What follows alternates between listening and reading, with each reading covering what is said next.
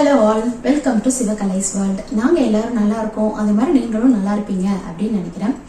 இன்னைக்கு என்ன ரெசிபி பார்க்க போறோம் அப்படின்னா, ஒரு சூப்பரான மஷ்ரூம் கிரேவி தான் பார்க்க போறோம். இந்த கிரேவி பார்த்தீங்கன்னா சாதத்தோட சேர்த்து சாப்பிட்றதுக்கும் நல்லா இருக்கும். அதே மாதிரி சப்பாத்தி, இட்லி, தோசை எல்லாத்துக்குமே அருமையான ஒரு கிரேவி தான் இது.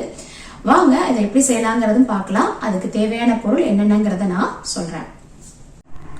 இதுக்கு ஒரு 1/2 கிலோ அளவுள்ள மஷ்ரூமை வாஷ் பண்ணிட்டு நான் இந்த மாதிரி தின் ஸ்லைஸா கட் பண்ணி வச்சிருக்கேன். இது பாத்தீங்கன்னா ஒரு பெரிய வெங்காயத்தை இந்த மாதிரி குட்டி குட்டியா நம்ம கட் பண்ணி எடுத்து வச்சுக்கணும். அடுத்து 2 தக்காளியை இந்த மாதிரி சின்ன சின்னதா கட் பண்ணி எடுத்து வச்சிருக்கேன். அடுத்து தாளிக்கிறதுக்கு பாத்தீங்க அப்படின்னா ஒரு சின்ன துண்டு பட்டை, 3 ஏலக்காய், ஒரு 1/2 டீஸ்பூன் அளவுக்கு ஜீரகத்தையும் எடுத்து வச்சிருக்கேன். அடுத்து பொடியா நறுக்கின கருவேப்பிலை, கொத்தமல்லி, ஒரு 1 டீஸ்பூன் அளவுக்கு இஞ்சி பூண்டு பேஸ்ட். அடுத்து பாத்தீங்கன்னா இதுக்கு ஒரு 3 டீஸ்பூன் அளவுக்கு கொத்தமல்லி தூள் எடுத்து வச்சிருக்கேன். அடுத்து 1 டீஸ்பூன் அளவுக்கு காஷ்மீரி மிளகாய் தூள், ஒரு 1/2 டீஸ்பூன் அளவுக்கு தனி மிளகாய் தூள், அடுத்து ஒரு 1/4 டீஸ்பூன் அளவுக்கு மஞ்சள் தூள், அடுத்து தேவையான அளவு உப்பு. இதெல்லாம் தான் அதுக்கு தேவையான பொருள். வாங்க நம்ம எப்படி செய்யலாங்கிறத பார்க்கலாம். ஃபர்ஸ்ட் நம்ம அடுப்புல பேன் வச்சுக்கிட்டு இதுல நம்ம ஆயில் சேர்த்துக்கலாம். நம்ம ஆயில் சேர்த்தாச்சு. இதுல நம்ம ஒரு 1 டீஸ்பூன் அளவுக்கு பட்டரையும் சேர்த்துக்கலாம். இப்போ பார்த்தீங்கன்னா ஆயில், பட்டர் ரெண்டுமே ஹீட் ஆயிடுச்சு. இப்போ நம்ம எடுத்து வச்சிருக்கிற பட்டை, கிராம்பு, சீரகம் இதை நம்ம அப்படியே அதில் சேர்த்துக்கலாம். சேர்த்து நம்ம வதக்கி விட்டுக்கலாம். இப்போ நம்ம இதில் எடுத்து வச்சிருக்கிற வெங்காயத்தை நம்ம அதில் சேர்த்துக்கலாம்.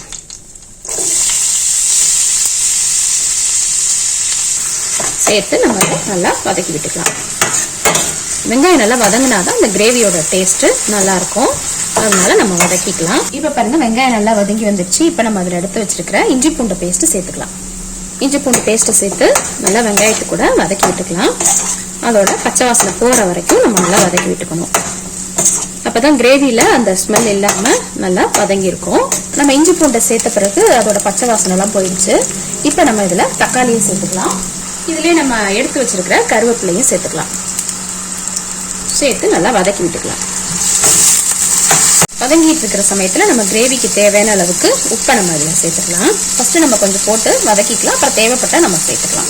வெங்காயம், தக்காளி எல்லாமே நல்லா வதங்கிடுச்சு. இப்போ நம்ம எடுத்து வச்சிருக்கிற மசாலா எல்லாத்தையும் சேர்த்துக்கலாம். கொத்தமல்லி தூள், தனி மிளகாய் தூள், நம்ம எடுத்து வச்சிருக்கிற காஷ்மீரி மிளகாய் தூள், அடுத்து கடைசியா மஞ்சள் தூள். இப்போ நம்ம எல்லாத்தையும் நல்லா வதக்கி விட்டுக்கலாம்.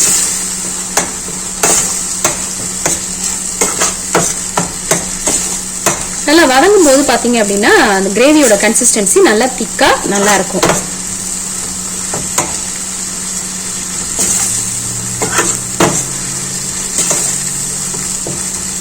இப்ப பாத்தீங்களா அந்த கிரேவி எல்லாமே நம்ம வெங்காயம், தக்காளி சேர்த்தது எல்லாமே நல்லா வதங்கி வந்துடுச்சு.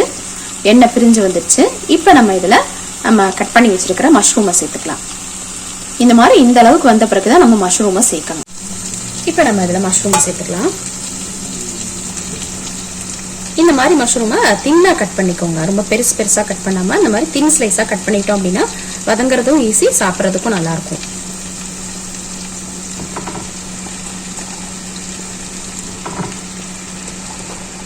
இப்ப மஷ்ரூம் சேர்த்தாச்சு. இப்ப எல்லாத்தையும் நம்ம கலந்து விட்டுக்கலாம். மஷ்ரூமை நம்ம எல்லாத்தையும் மசாலாவோட சேர்றது மாதிரி எல்லாத்தையும் நம்ம நல்லா கலந்து விட்டுக்கலாம். ஃபர்ஸ்டே எடுத்தோடனே நம்ம தண்ணி இதுல சேர்த்துக்க வேணாம். தேவைப்பட்டுச்சுன்னா மட்டும் நம்ம தண்ணி சேர்த்துக்கலாம். ஏன்னா மஷ்ரூம்ல இருந்தே கொஞ்சம் தண்ணி வர்றதுனால நம்ம இப்ப ஃபர்ஸ்ட் ஸ்டார்டிங்ல தண்ணி சேர்த்துக்க வேண்டாம்.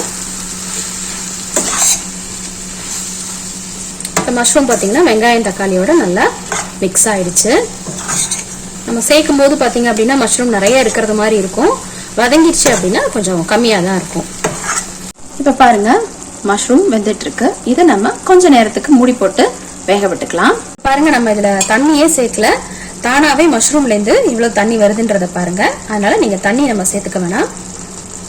அதே மாதிரி நீங்க மிளகாத்தூள் சேர்க்கும் போது உங்களுடைய காரத்துக்கு தகுந்த மாதிரி சேர்த்துக்கோங்க. நான் என்னுடைய பசங்க ரொம்ப காரம் சாப்பிட மாட்டாங்கன்னு சொல்லிட்டு காரத்தை நான் கொஞ்சம் லிமிட்டாக சேர்த்திருக்கேன். நீங்க உங்களுடைய விருப்பத்துக்கு தகுந்த மாதிரி சேர்த்துக்கோங்க. இப்ப மஷ்ரூம் நல்லா வெந்து வரட்டும். இப்ப நம்ம ஓபன் பண்ணி பார்க்கலாம். பாருங்க சூப்பரா மஷ்ரூம் கிரேவி ரெடி ஆயிடுச்சு. இப்ப நம்ம இதுல நம்ம நறுக்கி வச்சிருக்கிற கொத்தமல்லியை லாஸ்டா சேர்த்துக்கலாம். நான் ஃபர்ஸ்டே சொன்னலையா, தண்ணி வந்து தேவைப்பட்டா சேர்த்துக்கோங்க, இல்லை வேணாம் அப்படின்னு சொல்லிட்டு. இல்லைன்னா நம்ம தண்ணி அதிகமாக சேர்த்துட்டோம் அப்படின்னா கிரேவி பார்த்தீங்கன்னா ரொம்ப தண்ணியான கன்சிஸ்டன்சிக்கு வந்துடும். அதனால நம்ம அந்த மஷ்ரூம்லேருந்து வர தண்ணியே நமக்கு இது போதும். இதுலேயே நம்ம மஷ்ரூம் எல்லாம் நல்லா வெந்துடும். பாருங்க கிரேவி எவ்வளோ சூப்பராக ரெடி ஆயிடுச்சு அப்படின்னு சொல்லிட்டு. அவ்வளவுதான், நம்மளுடைய சூப்பரான மஷ்ரூம் கிரேவி ரெடி ஆயிடுச்சு. அவ்வளவுதான், நம்மளுடைய சூப்பரான மஷ்ரூம் கிரேவி ரெடி ஆயிடுச்சு. நீங்களும் இதே மாதிரி ட்ரை பண்ணி பாருங்க, ரொம்பவே சூப்பரா இருக்கும். இந்த வீடியோ உங்களுக்கு பிடிச்சிருந்துச்சு அப்படின்னா லைக் பண்ணுங்க, ஷேர் பண்ணுங்க. மறக்காம நம்மளுடைய சிவகலைஸ் வேர்ல்டு சேனலை சப்ஸ்கிரைபும் பண்ணிடுங்க. உங்களுடைய ஃப்ரெண்ட்ஸ் அண்ட் ஃபேமிலிக்கும் ஷேர் பண்ணிடுங்க. தேங்க்ஸ் ஃபார் வாட்சிங்.